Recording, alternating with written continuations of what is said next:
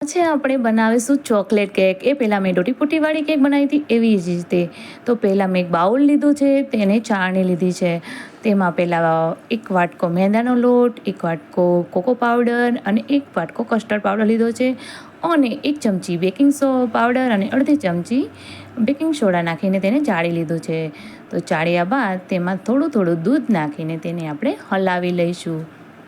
થોડું દૂધ નાખવાનું છે. એક સામે દૂધ નાખશો તો તેમાં લમ્સ પડી જશે અને દૂધ થોડુંક નેચરલ ટેમ્પરેચર પર હોવું જોઈએ.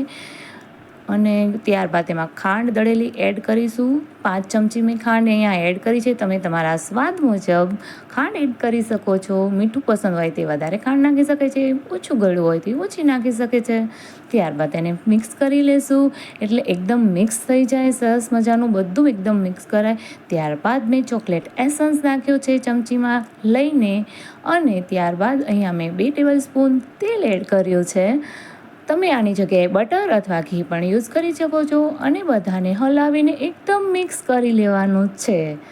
તો આપણું બેટર તૈયાર છે. તેને સારું એવું હલાવવાનું છે અને એક જ સાઈડ હલાવવાનું છે. ત્યારબાદ મેં એક વાસણ લીધું છે, તેમાં બટર લગાવી લીધું છે. અહીંયા તમે ઘી પણ લગાવી શકો છો અને તેને વાસણમાં આપણું બેટર ટ્રાન્સફર કરી દેશું. આ કેવું છે કે જેની પાસે અમુક વસ્તુઓ અવેલેબલ ના હોય તો તે આવી રીતે ઘરના વાસણથી કેક બનાવી શકે છે. અને પ્રી હીટ માટે મેં એક તાવડી લીધી છે અને તેની ઉપર રોટલી શેકવાનું મૂકી દીધું છે. અને એક ડીશ લઈશું, તેની ઉપર રૂમાલ રાખ્યો છે અને ઢાંકી દીધું છે અને અડધી કલાક માટે રહેવા દીધું છે.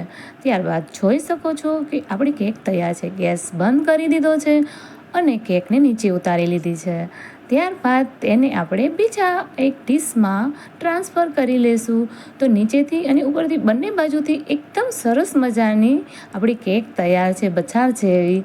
તો બાળકોને પસંદ હતી. અહીંયા તમે ઝીણી ચોકલેટ પણ એડ કરી શકો છો. મારી પાસે અવેલેબલ નહોતી એટલે મેં એડ કરી નથી. તમે નાખી શકો છો અંદર તૂટી-ફૂટીની જગ્યાએ.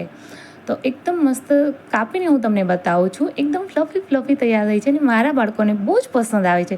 તૈયાર છે આપણી ચોકલેટ કેક. એન્જોય.